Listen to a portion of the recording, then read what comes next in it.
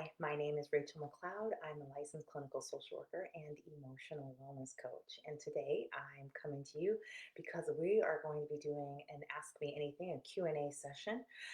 Anything about anxiety, depression, and traumatic stress that you want to know, that you have questions about, you can go ahead and post that below. I'm going to make a comment here.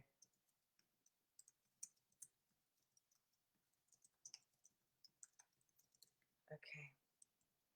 All right. And I'll stay on and answer questions as long as you would like, up to about 45 minutes. Okay. And it's okay if this is a short session as well. We'll just, because I just popped on too. So it's very spontaneous today. Um, but as you can see, I'm settling into my new space. And so I'm going to be able to really be more regular and consistent. So schedule coming soon. All right, so I'm going to go ahead and get started. And I have a question that came to my awareness that people ask me that I'm going to share. And this is going to buy you some time to go ahead and write your question and answers, okay? And so go. All right.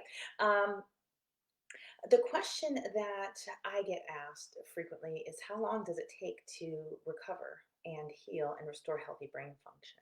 And so, if you have an anxiety, depression, and traumatic stress disorder, and like, what am I looking at? Is what people say. And so, I think about this a lot, especially because I've done a lot of work with a lot of different people, myself included, and I think that we can know some things. And I want to tell you what I found based on my work alone. I really have not picked through how other people do this, but based on my process, I have some numbers. I boiled this down. Um, so you might keep picking people's brains, experts in the field, but I feel like you know my process when I work with people is very targeted and specific. It's very step by step and strategic and go right, and that's how I help people get results. And I don't like wandering around. We don't know what we're doing. That's not my and I don't feel like I'm hired for that. And I think that the people that reach out to me don't want that either. They're like, let's do this. And so that's really a really great match like that. And so what I find is that it takes an average of 120 to 300 hours of specific and targeted brain work. That's what I find. And I've found that to be the case in therapy and in coaching. In my coaching practice, I'm no longer doing therapy sessions, but in my coaching practice, I walk people through a process where they will complete 112 hours of specific and targeted brain work in 2 months. So it's very intensive, but it's easy, right? It doesn't have. It's not like intense emotion, because that will shut the whole process down. And so a lot of the work is like sneaking stuff past your survival system, which is the part of the brain that really blocks healing and generates most of the symptoms of anxiety, depression, and traumatic stress. And so um, we don't want to wake that part. So I walk people through a lot of exercises that they can walk their brain through the healing process while pulling through emotions or events that were traumatic, or that just didn't make it through the healing pathways, or that only got partway through, whatever. We find lots of different things in people's inner world, right? And so that's what I find. And so there are people that have one, and so in therapy, what I would do with this is that I would have clients that would jump in with me and do the work, so that I would teach them how to do it, and they would jump off and they would do the work too. So we'd be working while we're in session, and they'd be working outside of sessions. Those clients, same thing, 120 to 300 hours of specific and targeted brain work. If they were joining me and working too, we could get that there. Like if they were at the 20-hour mark, 200-hour mark, goodness, my numbers. If they were at the 200-hour mark, we could get that time done quicker, because I really engaged them in the process as well and built their skills so that they could also help their brains heal through the healing processes and pathways. So um, And so, but I also had lots of clients that just weren't really interested in doing the work themselves. And so they would just do their 120 to 300 hours in sessions with me. And that takes a long time weekly. I mean, some of them I'm like, okay, well, we got to move this a little, we're going to meet twice a week, right? And so that would be some of the only ways I could really shorten the amount of time that we had to invest into their wellness. And the truth of the matter is, you're going to have to invest. You have to invest in your emotional wellness. You have to invest that. You have to invest that time and that energy. There's no way around that. It's just about who's going to do the work, when, and how. And if you're going to work with a therapist and they're the only ones going to do the work, most therapists will commit about an hour a week to you. I've had clients who have enrolled recently who they couldn't get in any more than once a month with their therapist. And that means that's like 200 months of work, which is why so many people remain emotionally and mentally unwell, is because they don't get that time investment. And so, really, that's what I find. And people, you can do this work quickly, you can do it medium fast, you can do it super slow, you can do it super fast. You really, you have options. You get to choose, and I really ask that a lot. You get to choose. How do you want to do this? And because it's true, you get to choose. And many people, when they're talking with me, don't know that. Or when they're out in the world dealing with anxiety, depression, traumatic stress, they don't know they get to choose. People don't ask them, when do you want to fix this? What's the time frame? Because many people don't believe it really even can be fixed. And some people have tried to fix it and have found things that are not very effective, or that requires such a it's just not an easy fit for the brain, right? So it's just it's like a lot of work. So, but they find that it's easier just to not have any expectations than it is to go for, I want to fix this, right? And but the truth of the matter is that this is resolvable. And when you get it right, when you for your brain, when you find the right tools for your brain, it's really like your brain's like, okay, let's go.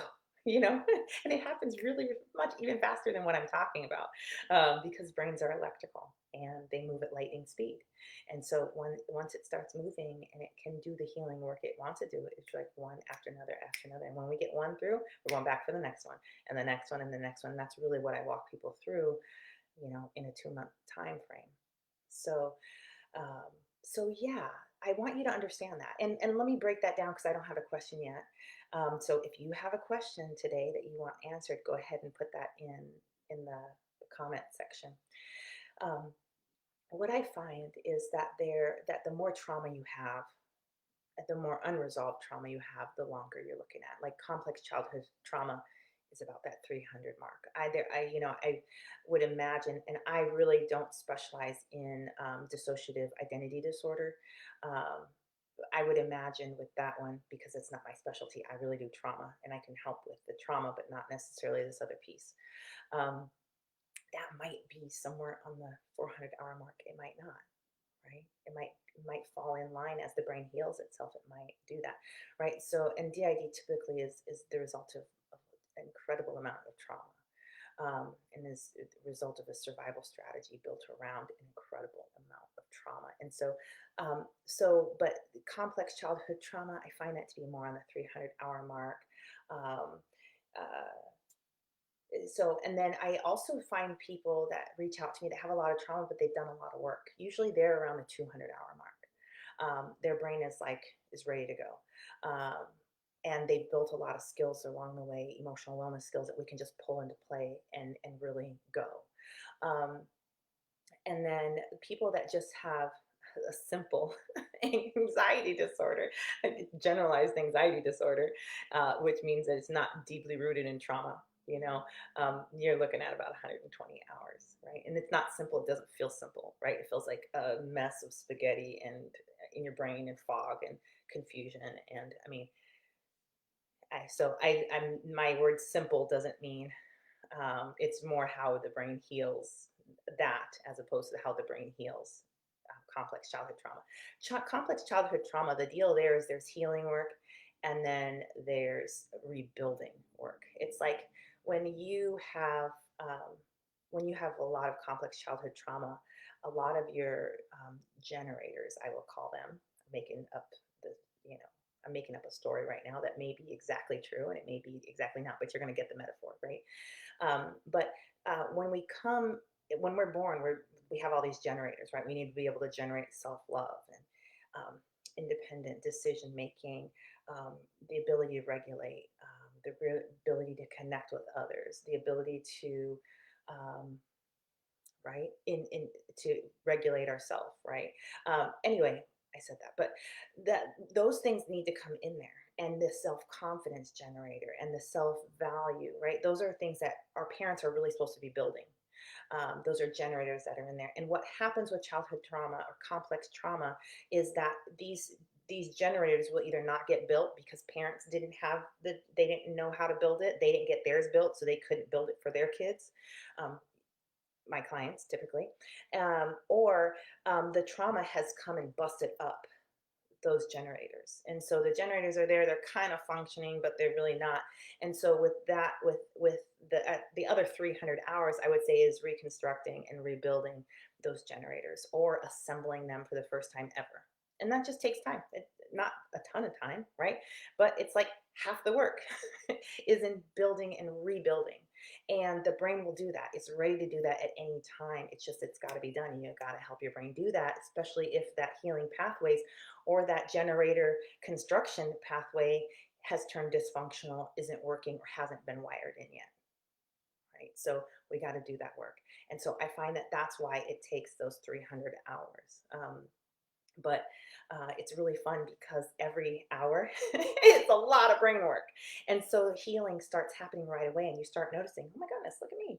And you start making a long, so anyway, and I was telling somebody that it's like, in my gratitude book, it was like, I'm just, I know this, it sounds like I'm totally bragging, and we'll just pretend that I'm totally bragging, because if that's worst case scenario, I'm going to just own that right now. But it's like, because brains work how they do, I get people results in the very first session. They don't ever wonder, okay, is this going to work? Is this going to work? I don't even know. Maybe they do that, okay, but they don't. But they have had an experience of, oh, how about that? That just happened. You know, my stomach's not in knots anymore. Okay, my chest is open a little bit more. I can breathe a little easier. Like, we get results right away because that's just what the brain does, right? And so, and that's what, something else I'm going to share right now. If you're with somebody and you're not getting those kind of results, keep moving, because you shouldn't be. 3 months time is plenty of time to get transformational, life-changing results, I assure you.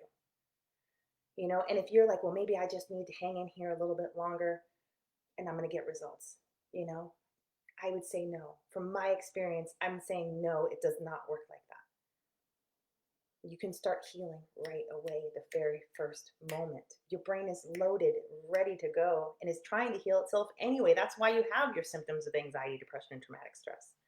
So, so anyway, I want you to understand that you got to put the hours in, and you got to do it. And the hours that I'm talking about are hours working with your survival center.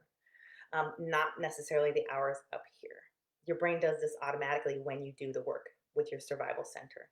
And so that's when your time counts. Okay. Um, so I'm going to take questions, and we'll just keep flowing here. Angelica Delmar, hi. I currently have been getting really bad brain fog due to PTSD. Why does that occur, and is there something to remedy that? Oh, yes, actually, it really, there's lots of remedies for that. So why that is occurring? I mean, I'll give you the simple version of why that's occurring, and there could be lots of reasons. So I'll give you several. Okay, one is that fundamentally, what I would say is that you're, instead of coming up here into being able to live from your thinking center, your executive functioning, your problem solving, your conscious awareness, right? Your brain is pulling you into a survival state, right? That happens when we're triggered into symptoms of PTSD, right? When our PTSD is triggered, post-traumatic stress, our brain locks onto some stress or experiences a trigger that reminds us of the stress. Um, it goes into a survival state. Hey, this is dangerous. This is that one thing that used to happen. And so once it goes in that mode, we need to survive. Once that happens, this part of the brain starts using all your functions for survival, not for whatever else they were for. Your heart is not just about circulating stuff. Now it's like circulating on survival mode. So now it needs to go a little faster. All your energy is going into your arms and your legs. Energy was flowing there, but now it's for survival. We need to be able to punch. We need to be able to scratch. We need to be able to freeze and be really, really still. Um, those sorts of things. But the result of all of the changes happening is that it also shuts down your thinking center. And so I was reading, and that I'm not the brain. I don't do the science of this stuff, which I would totally love to, and I'm totally going to get into their pockets and just be carried around a little while next year. That's what I'm doing. Um, but when I have read what I've read from the research that they're doing, is that the brain can shut down your thinking center to about 20% function. So you're going through your life with only about 20% of the function of your prefrontal cortex. That's not very good. And so it's really hard to think when you don't have full access to the energy, the electricity, right? The chemicals, because your brain is rerouting there. Because when you're in survival mode, you don't need to think, you need to react. And so that part of the brain, you don't get a choice, because that's like the head general. That's the head one in charge of survival stuff. And if it's all about survival, stand down. We don't, everybody, and it leaves it on 20%, because hey, if we do need to access thoughts, let's do that. I'll tell you when, you know, and I'll tell you how. Whatever you're thinking about over there, lunch and dinner and trying to talk to your friends right now, no, we need to be thinking about survival here. Let's shut that down a little bit, and so that creates that foggy feeling, and or the feeling that you're walking through cement in your thoughts, right? And that part of the brain is also the part of the brain that does the healing work, that heals symptoms of anxiety, depression, traumatic stress. And so if your survival system has shut it down to 20% function, you're not healing, because it doesn't want to use it for healing. It wants to use it for survival mode, right? And what the challenge over here with this is that it won't let you out until you're regulated, until it says, okay, dangerous past, we're fine, right? But if you've got a trigger in your environment that's not going anywhere, you're busted, because your brain will stay there for a really long time. And that's really frustrating, because it's exhausting, it's depleting, and you're not doing many of your healing functions. And that's one of the hard parts about this. Um, and that just steamrolls the foggy brain stuff, because you're not detoxing like you could be detoxing. You're not doing anything like you could be doing, because all systems go for survival. And so what we really want to do is we want to help the brain take the trigger and pull it through the healing pathways without getting the survival center activated to stop the work. We want to pull that trigger in and process it, right? And so once it can get into this part of the brain, we're going to walk it through this process and deliver it there. And once it gets there, that part of the brain is moving and shaking and really can move, and do that work and finally process that. And it will rewrite the survival code so that the same trigger doesn't set off your survival system. And that's really helpful, because if the trigger isn't going to go away, which sometimes the trigger is a hot room, right? So sometimes the trigger is the sun. Sometimes the trigger is a smell, right? And sometimes people will, like, if it's heat. I've had clients where their trigger is heat. The summer is terrible for them usually. And once we can get that heat through the healing pathways, that trigger, now all of a sudden they can relax while through the summer, and they get their summers back, right?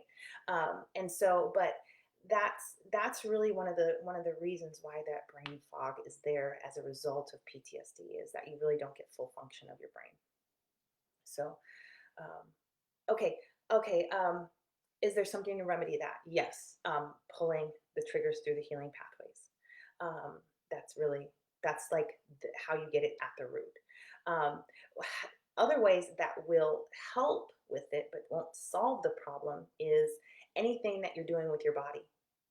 So it helps to eat, because your survival system only listens to, is my body, am I going to live? Like, it's your body's like, are we living situation. So if you're working with the body, um, and you are eating, right? The body's like, oh, we're eating. Okay. Okay, we're eating. You don't eat when you're in danger. Okay, we're doing this. So, emotional eating is actually a function to regulate yourself and switch yourself from a survival state into a more regulated state. And it works, but it works. And so the brain will pull from it compulsively because it hates being in that state. You hate being in the state. It's painful, and it's a waste of resources because you're in war, so you're having to use all these resources. It's expensive. It's very chemically, emotionally, and mentally and physically expensive and exhausting is the result. um, Other things that work are, let me see, I can't think of anything else at the moment. But you see what I'm saying? There's lots of things. Oh, hugs, getting a hug, if that's not a trigger, right? If that's a trigger, it's not an option for you. But hugs can be really great. Weighted blankets. Those are kinds of things that work with the body to help the body um, move from a dysregulated state back into a regulated state. Like, okay, the danger has passed. Those sorts of things. I can't think of anything else at the moment. But really, you really want to solve this at the root because that eliminates your need to rely on all these helpers, right? It's like if we just resolve this at the root, then you can get your time and your energy back because it's wonderful for you to cope, but it takes time and energy, right? Time and energy you could be using, hanging out with your kiddos, loving on your husband, your wife, um, get, putting, building that business on your dreams. Stop, those sorts of things. And so it really helps to just go ahead and resolve that at the root. And in the meanwhile, do something with your body. Bring your body back, talking with yourself about, hey, the survival, we're okay, we're safe, I'm safe. There's lots of little brain like squeezing yourself. That's especially bilaterally. Okay, I'm not supposed to be teaching anything that's gonna that can be dangerous. So, but squeezing yourself together at the same time instead of bilaterally. Get a professional, right? Get a professional on your team. There's lots you can do about this, and resolving at the root is really where you want to go with this. Um, Alex says, when I'm in the middle of big issues, uh, how do I, how do I do real life grind? My big issues can have big impact on my day to day. Okay. Oh, um, this is a big problem for lots of people. This can be a big one for me too, because just because I have all these tools doesn't mean life isn't going to hand me like, hey, let me hand you a little bit more than what you have tools for and skills for. That's the growing process, and those can be really tough moments, and you got to help your brain with that. So there are some tricks you can do.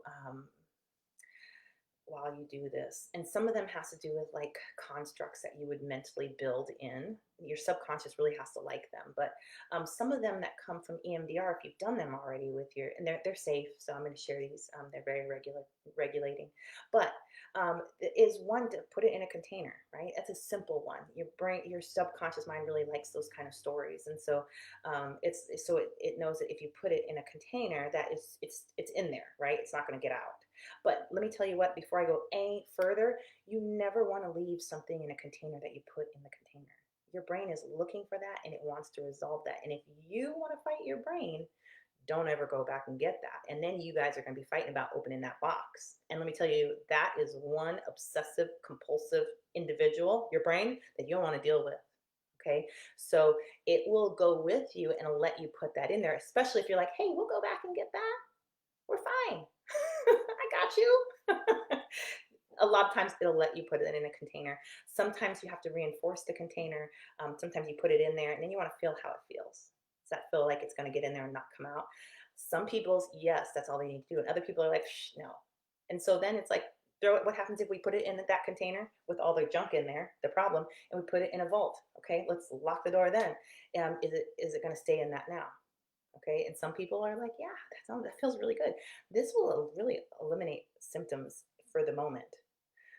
I've been amazed all the time when that happens because I'm not, that my brain doesn't work. It's starting to because I'm practicing that. My brain doesn't quite, I got all the beeps going on over here. love those things, but so I don't even know what I'm saying, the beep. Okay, so but even just things like that, doing that, sometimes I've had to say, okay, is there an ancestor we can call in to stand in front of there and like take care of this box for you? Because the brain, the subconscious mind is unlimited, right? And it pulls in your ancestors all the time when you're sleeping. So we can just use that function right now. So is there somebody that could really hold this box for you? I've had people just go ahead and hand it to people. I'm like, okay, well, that was good. That worked. But it's so those are some things that you can do to like separate yourself from the issue and just be able. So it's compartmentalizing, right? Not a long term solution, but it could get you through an hour. It could get you through 2 hours. It could get you through 5, 10. It could get you through the whole day, right? It could get you through a week, right? Sometimes I help people put things in boxes and containers because we are just not ready to tackle those right now. And we're going to go put those on the shelf, line them up, label them. We'll pull them out one by one when we're ready and get them through. So those are some ways to really do that. And what we're talking about here is we're talking about internal boundaries that you can create within yourself. Because a lot of times, if you have a family where there's a lot of enmeshment, there's a lot of just no boundaries, you also don't have any internal boundaries created, and those you have to build. And so this project, one, it creates function, but two, it also creates the brain's understanding of, oh, we can do stuff in here, right? And so once you're doing stuff in here, then it like it that's available for the next time you need something done, and the brain will refer back to this and be like, well, we did it like this that one time. I wonder if we could do it like this time. And you try it out. And a lot of times your brain's like, ooh, look at me. This worked. This is great. And so, and now you're starting to build your internal processes and your internal boundaries. And that's really, really helpful because then you feel like you really can function, right? That feels good to be able to function. And, instead of just having your issues just hanging out everywhere, following you everywhere you go, and you got to deal with them all the time, that is a trick, stuff that you can play with. Yeah. And I really, this is one that those visualization exercises are really good with. But what I really like to do with those is really use an intervention at the same time, really to help that sink in quickly and deeply. So it just because the survival center wants to be involved in everything and look around and see what's happening. And it's just like, this isn't really for you. So I like to engage it and help it to chill. Like, just let us do this stuff. And while honoring that it cares and we've got you. Um, Angelica says, that makes a lot of sense. I feel like I'm moving and I have to constantly remind myself what I'm doing. Yes, absolutely. That's it. Because you don't have full access to your brain function.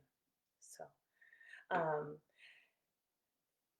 Sandy Smith says, can anxiety manifest as irritability and emotional blowups? Yes, that's exactly what it does. If you look under the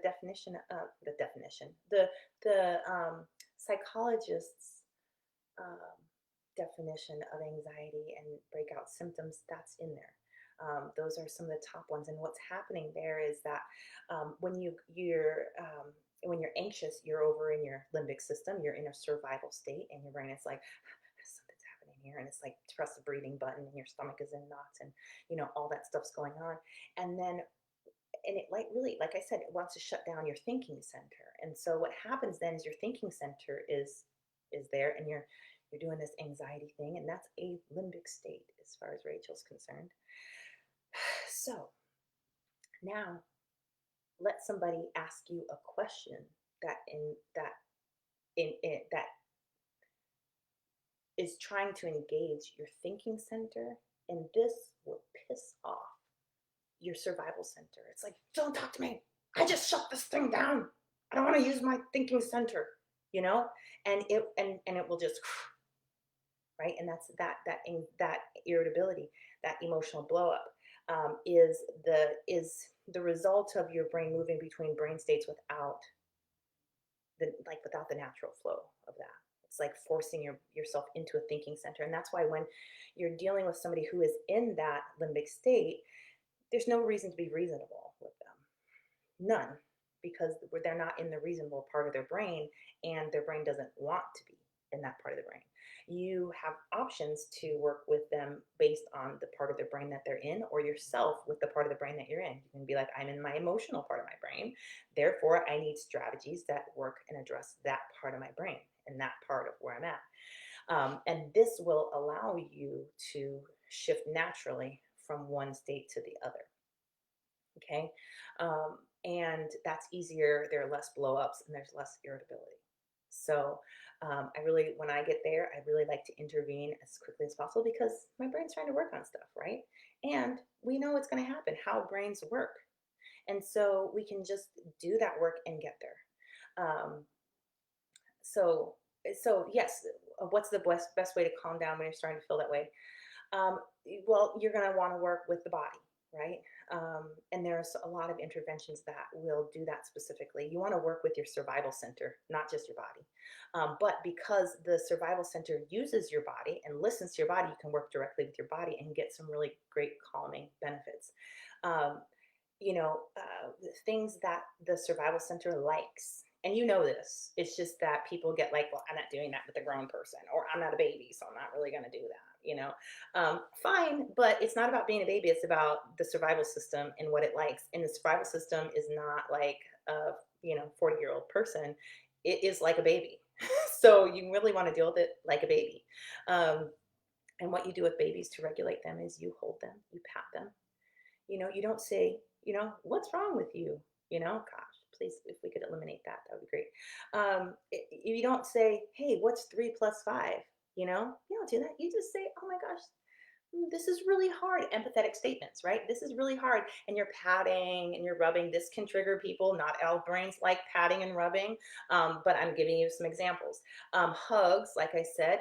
The empathetic statements are really helpful. I can see that this is really distressing to you. I can see that there's a lot of you're really angry right now.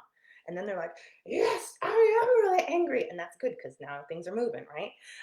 And or instead of going logical. And that's what we will do because when we see people going emotional, we typically polarize and we're going to go logical. This is the fastest way to get yourself in trouble with somebody who is highly emotional. And why we do that because we want to maintain balance, right? We see them going off the deep end and we're like, oh, let me stand over here and we will stay here. But it doesn't work like that. What happens is if you come over here with them into emotional land, it does start to tip and they do realize it's tipping, but their inner self-regulation usually will bring them right back. But that to go here with somebody and to go downward is not a fun feeling, and your limbic system may also be activated along the way. So you never have to do this with adults, this thing, because it's really everyone's responsibility to manage their own and regulate themselves. But for children, absolutely, that is your job. If you have children, your job is to go there and be with them on the emotional stuff. Yes, I will not give you a pass there. You go there as their parent. You are their regulatory system, right? But then you got to watch yourself because you could go into a limbic state too because they just say one wrong thing, and I don't care if they're kids or not. Your survival system doesn't care because your survival system is the same age. It doesn't matter, right? So that kind of makes this thing really complicated. But yes, you do want to get regulated before, yeah. If you become dysregulated, that's how brains work, right? And if it was something that was real, like a tiger was really chasing you, that would be awesome because you would have everything you need to run. But when it's because somebody asks you a question, that's not appropriate, right? And so you can really take that. It's not necessarily not appropriate, but it's an overreaction, right? And you can really help yourself calm down and come back in so that you can really live from that part of your brain. That part of your brain knows how to thrive. It knows how to solve problems. It knows how to do so many things. It knows how to heal you, everything. We want to be from there. Over here, survival is just survival. Doesn't mean it's going to keep you alive, but it doesn't mean it's going to make your life good. I mean, that's part of agoraphobia, right? You're surviving in your house, but your world is very small and you're uncomfortable and you don't want to be there anymore and you know there's a problem, but hey, you're alive.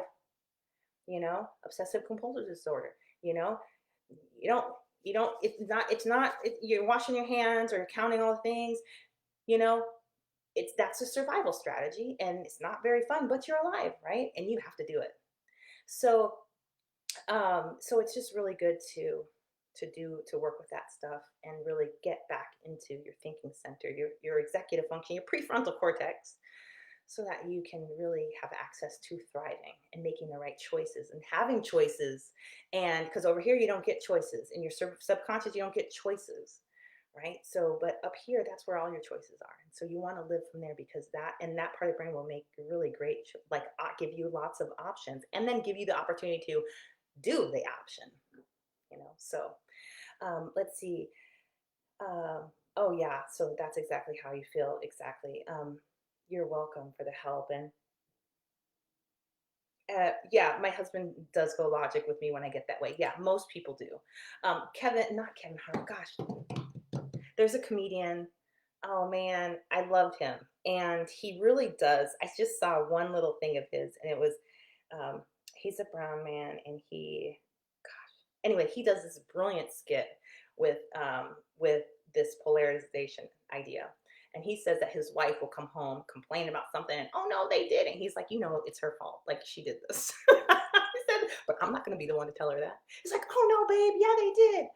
How dare they? What are we going to do? And so he'll like align with her over here on this crazy end of like, how dare they?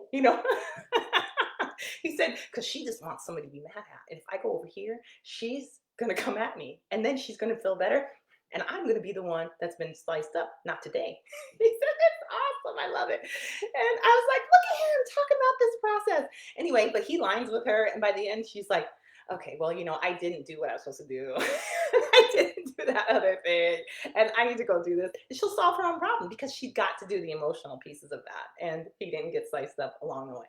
And it's actually very brilliant, and counterintuitive to what we typically do. So, anyway, I think it's Kev on stage. I think that's what's coming up to me. I think that's what we're gonna do. I'm gonna give him the credit for that, because I think it is. But absolutely go find that. It's hilarious. I rolled. I had to.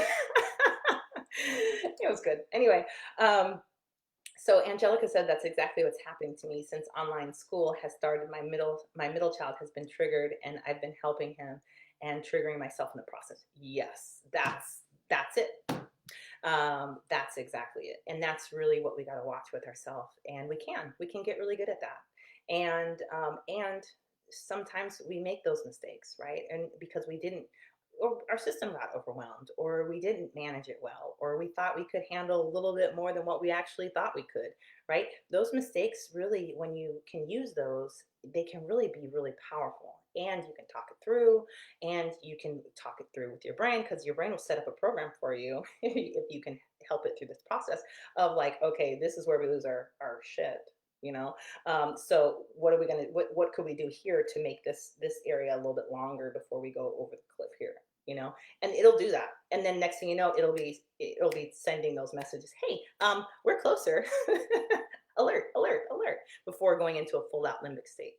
And so your brain can absolutely build that for you and with you. So, okay, those are all the questions we have right now. And I kind of am feeling like that's a really good stopping place. So I'm going to close the thread. Okay. Uh,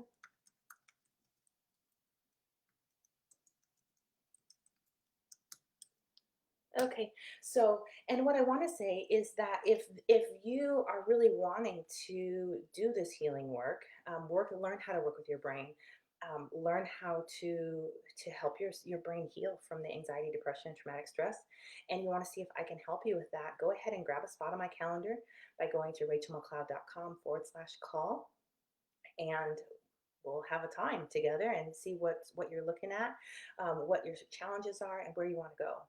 So, and also, if this is, please be ready to really be open, be honest, and really take action.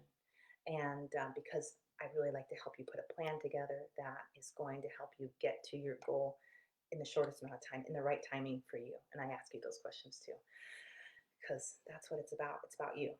Okay, so yep, rachelmccloud.com/call, and I will see you again in the future. Take care.